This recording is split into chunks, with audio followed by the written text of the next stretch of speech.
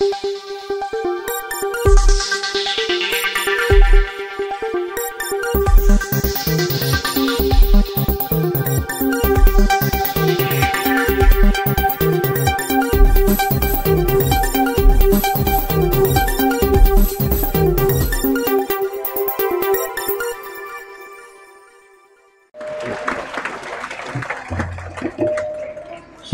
वातावरणात उजळल्या समईच्या वाती मान्यवरांनी शुभास्ते प्रज्वलित करावे ज्ञानज्योती।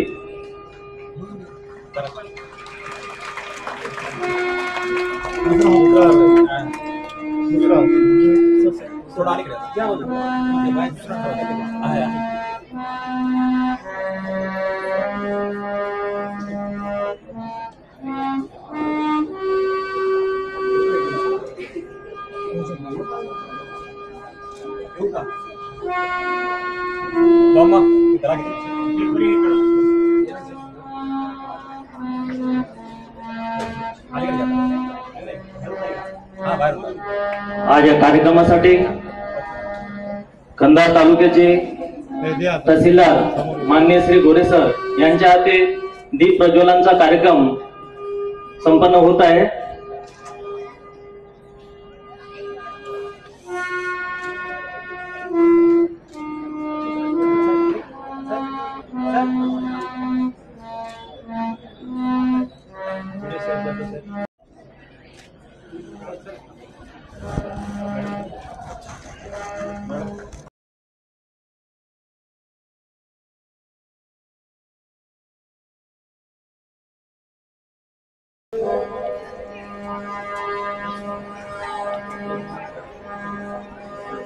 सर्वांनी जागेवर राहायचं शांतपणे।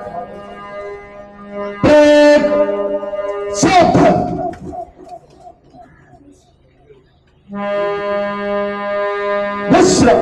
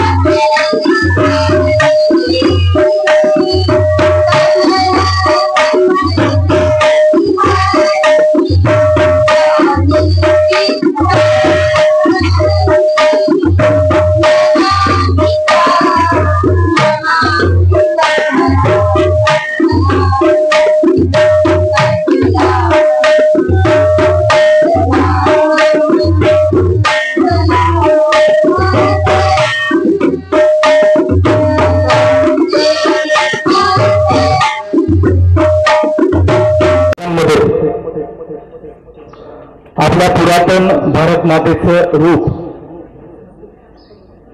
तिथं तेजस्वी मूर्ती आणि तिच्या प्राणाचा संगम आहे. 1875 साली बंकिमचंद्र चट्टोपाध्याय यांनी या गीताची रचना केली.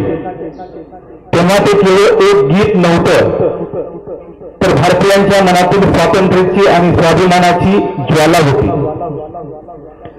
भारत पाश्चात्य गुलामीच्या छायेत होता, पण या गीतात जसे मातृभूमीच्या प्रेमाचा आणि अभिमानाचा पोट होता, तसाच देशभक्तीचा अनोखा संदेशही होता. वंदे मातरमच्या प्रत्येक शब्दात भारत मातेच्या सुजलाम सुफलाम आणि सशस्त्र श्यामलाम अशा गौरवशाली अभिवादन आहे. अनेक स्वतंत्र सेनानींनी त्याच्या बलिदानाने आपल्या देशासाठी प्राण दिले आणि या गीताने पिढ्यानपिढ्या जनतेमध्ये देशभक्तीची ज्वाला पेटवली.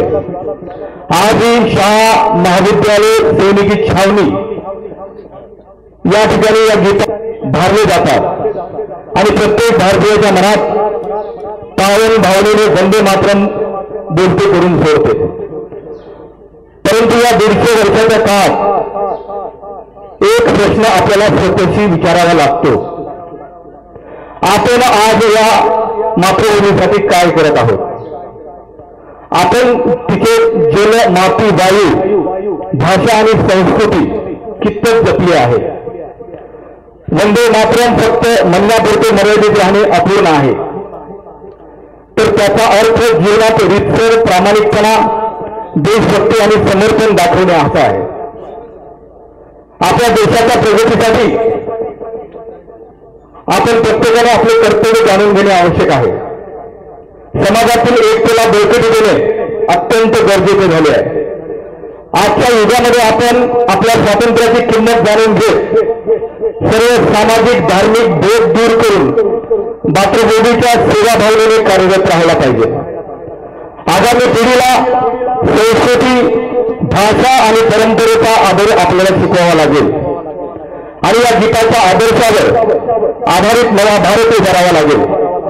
शेवटी मी सर्वांना आवाहन करतो की वंदे मातरम या गीताचा 150 वर्षाच्या गौरवशाली इतिहासाचा आपण सन्मान करूया.